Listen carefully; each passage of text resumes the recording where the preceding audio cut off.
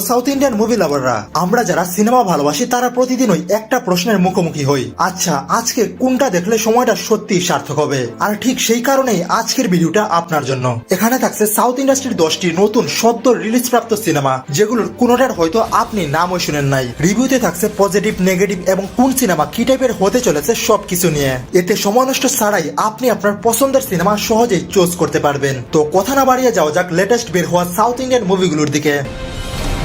Robin Hood বাইরে থেকে দেখে মনে হবে আরেকটা কমার্শিয়াল হিরোইজম মুভি, কিন্তু একটু খেয়াল করলে বুঝবেন এই রবিনহুড অন্যরকম। এখানে লুটের রাজা কোনো বনে জঙ্গলে থাকে না, সে থাকে আপনার আমার মতো শহরে, যেখানে দুর্নীতির বিরুদ্ধে লড়াইটা শুধু অস্ত্র দিয়ে নয়, চালাকির মাধ্যমেও চলে। মুভির মূল চরিত্র একজন স্মার্ট চোর, কিন্তু তার টার্গেট হচ্ছে শুধু সেই মানুষগুলো যারা সমাজকে ঠকিয়ে বড়লোক হয়েছে। এক একটা প্ল্যান সে এমন ভাবে সাজায় যেন আপনি ভাববেন এটা সিনেমা না, একটা রিয়েল হ্যাকিং অপারেশন চলছে। তবে স্ক্রিপ্ট অনেকটা প্রেডিক্টেবল আর কিছু সিন অপ্রয়োজনীয় লেগে যেতে পারে।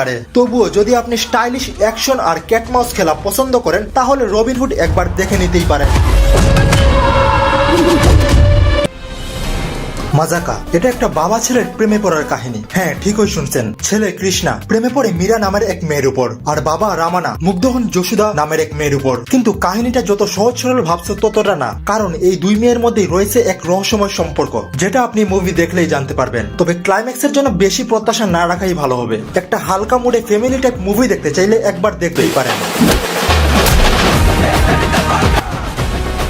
টেস্ট সিনেমার নাম শুনে মনে হতে পারে ক্রিকেট নিয়ে কিছু একটা, আর হ্যাঁ, সেটা ভুল না। এই মুভির কাহিনী ঘুরে এক তরুণ ক্রিকেটারের জীবন নিয়ে, যার স্বপ্ন দেশের হয়ে খেলা। কিন্তু জীবন কি আর স্বপ্নের মতো চলে, যেখানে প্রতিভা থাকলেও সুযোগ পেতে হলে লাগে কোন দলের হয়ে খেলবে, কাকে চিনো, কে রেফার করবে, এইসব। এই সিনেমায় উঠে এসেছে স্পোর্টস দুনিয়ার সেই অদৃশ্য জটিলতা, একটা পিছনে টানার গল্প, যেখানে একজন তরুণ প্রতিদিন নিজের স্বপ্ন আর বাস্তবতার মাঝে লড়াই করে। সিনেমার জায়গায় ইমোশনাল সিনগুলো এক্সট্রা লম্বা করা হয়েছে, তবুও যারা স্ট্রাগল আর হার না মানা গল্প ভালোবাসেন তাদের জন্য টেস্ট একটা আলাদা অনুভব হতে পারে।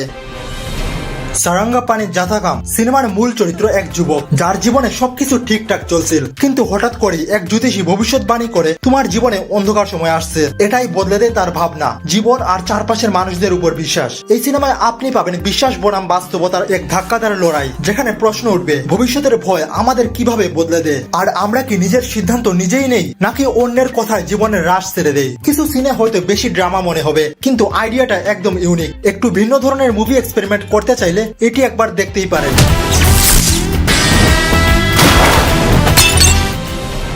ওডেলা 2 এটা এক গ্রাম্য ধার্মিক পরিবেশে তৈরি হরর থ্রিলার, যেখানে এক সিরিয়াল কিলার মারা যাওয়ার পরেও থেমে থাকে না। তার আত্মা ফিরে আসে প্রতিশোধ নিতে, আর সেই দানবিক শক্তিকে থামানোর জন্য হাজির হন এক নারী সাধু, যিনি নিজেই এক রহস্যময় চরিত্র। মুভির চরিত্রদের অভিনয়, সেট ডিজাইন দেখতে অনেক ইম্প্যাক্টফুল। যদি আপনি ভিন্ন ধরনের হরর মুভি দেখতে চান তাহলে ওডেলা 2 আপনার ওয়াচ লিস্টে রাখতে পারে। যদিও ভয়ের থেকেও বেশি এখানে ধর্মীয় আবহ। तुम मुझे भूत प्रेत की कहानियां सुनाकर डरा रहे हो।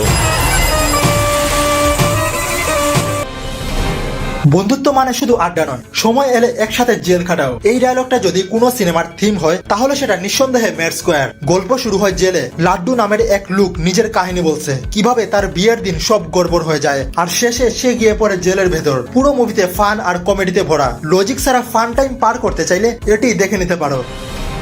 ডাকু মহারাজ নামের মধ্যে ডাকু আর মহারাজ একসাথে শুনলেই বোঝা যায় এটা কোনো সাধারণ চরিত্রের গল্প না। এই মুভিতে আমরা পাই একজন ডাকাত যোদ্ধার গল্প, যে একসময় সকলের ভয় ছিল, পরে হয়ে যায় বিপ্লবের প্রতীক। সিনেমার ব্যাকগ্রাউন্ড মিউজিক আর ডায়ালগ সবকিছুতেই একটা র ফিলিং আছে। যারা মাস এন্টারটেইনার, ভয়ঙ্কর চরিত্র আর ন্যায় অন্যায়ের দারুণ সংঘর্ষ দেখতে ভালোবাসেন তাদের জন্য এইটা একদম সঠিক cinema.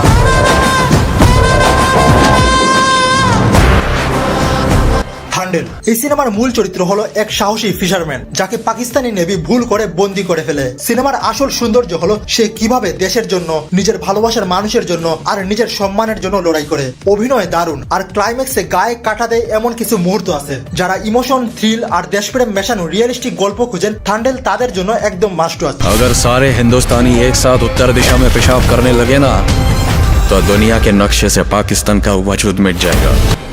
Hit the third case. মুভির মূল চরিত্র ন্যাচারাল স্টার খ্যাত নানে, সে একজন পুলিশ অফিসার। গল্পটা শুরু হয় এক ভয়ঙ্কর ঘটনা দিয়ে। একটা বডি পাওয়া যায় যার মুখ গোলানো। হ্যাঁ ভাই, মুখ দেখে চেনার উপায় নেই। আর নেনি এই কেসের পেছনে নামে। কাহিনী যত এগুই ততই কেস হয়ে উঠে ব্যক্তিগত, কারণ এই খুনের সঙ্গে জড়িত কিছু লিঙ্ক যাচ্ছে তার নিজের অতীত পর্যন্ত। মুভিটা থ্রিলারে ঠাসা, আর নেনিয়ার পারফরমেন্স এক কথায় দুর্দান্ত। প্রতিটা ক্লু খুলতে খুলতে আপনি নিজেও একটা মিনি ডিটেকটিভ হয়ে যাবেন। আর শেষে যে টুইস্ট আসবে সেটা দেখে আপনি একটা বিশাল শক খাবেন। যারা সিরিয়াস থ্রিলার আর গল্পে ধাক্কা খেতে ভালোবাসেন, এটা মিস করলে আফসোস হবে।